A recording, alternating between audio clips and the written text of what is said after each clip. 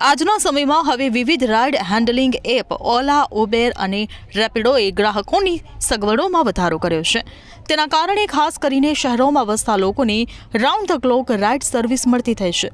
આજે રાત્રે કોઈને પણ વાહન જોઈતું હોય તે સ્વાભાવિક રીતે તે રાઇડ હેન્ડલિંગ એપમાંથી જ બુક કરાવશે. આજે બીજી બધી રાઇડની તુલનાએ તેને પ્રમાણમાં સલામત માનવામાં આવે છે.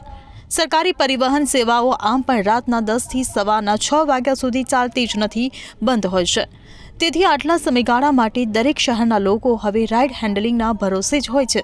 તેના સિવાય તેમનો કોઈ આરોપણ નથી. પણ કહેવત છે ને કે જે પોષતું તે મારતું. હવે આ જ બાબત રાઇડ હેન્ડલિંગ સર્વિસના કિસ્સામાં સાચી પણ પડી રહી છે. આ સર્વિસની ઉપયોગિતા અને મહત્વ વધ્યું છે, તો બીજી બાજુએ હવે આ એપ પણ ગ્રાહકોના ખિસ્સા ખંખેરવામાં લાગી ગઈ હોવાનું ગ્રાહકો જણાવી રહ્યા છે. ગ્રાહકોને પણ તેમના વિવિધ પ્રકારના હિડન ચાર્જના અનુભવ થવા લાગ્યા છે. ઘણા કિસ્સામાં તો એપના ડ્રાઈવર જાણે દાદાગીરી કરતા હોય તેવું પણ દેખાઈ આવ્યું છે. જ્યારે કોઈનો વ્યાપ જબરદસ્ત વધે તો તેની સાથે સાથે તેની ખામીઓ પણ નજરે આવવા લાગી છે. આ ટેક્સી એગ્રીગેટર એપ જાતના ચાર્જીસ વસૂલવા લાગી છે. આ પ્રકારની એપનો વ્યાપ વધવાને પગલે લોકોની ફરિયાદ પણ વધવા લાગી છે. આમ રાઇડ હેન્ડલિંગ એપની સગવડોની સાથે અગવડો પણ વધી છે. તેમાં ઉબેર, ઓલા અને રેપિડો જેવામાં તો રાઇડર ગ્રાહક પાસેથી જબરદસ્તીથી કેન્સલ કરાવતા હોવાની સૌથી વધુ ફરિયાદો જોવા મળી રહી છે. હવે રાત્રે માંડ વાહન મળતું હોય અને તેમાં પણ જો રાઇડર આ રીતે ગ્રાહકને જબરદસ્તીથી રદ કરવાની ફરજ પાડે તો તે ક્યાં જાય? ઘણી વખત તો રાઇડરો તેમને અનુકૂળ ટ્રીપ ન હોય તો ગ્રાહકની રિક્વેસ્ટનો જવાબ જ આપતા નથી.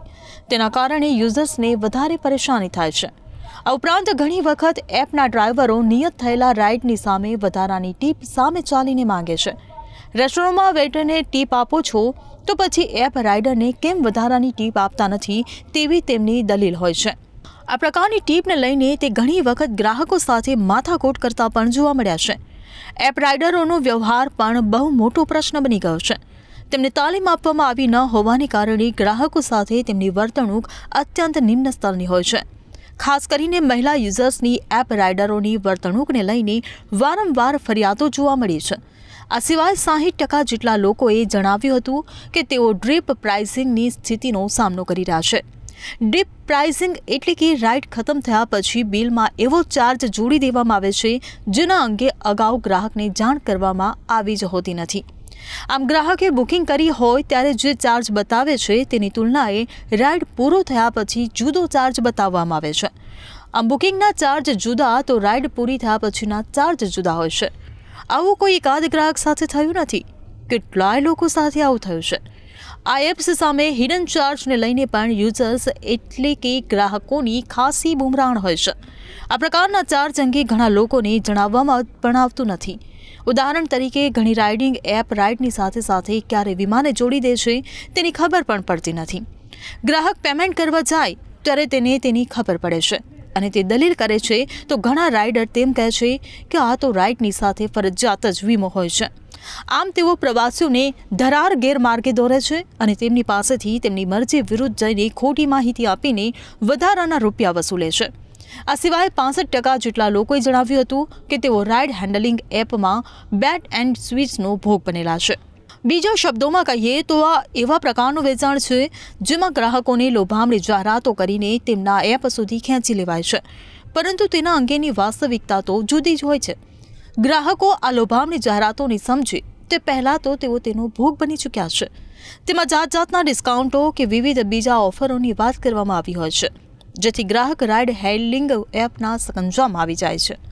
ગ્રાહક તેના આધારે એપ બુકિંગ કરાવે અને પછી તે ઓફરોનો લાભ લેવા જાય ત્યારે તેને ખબર પડે છે કે તે છેતરાઈ ગયો છે.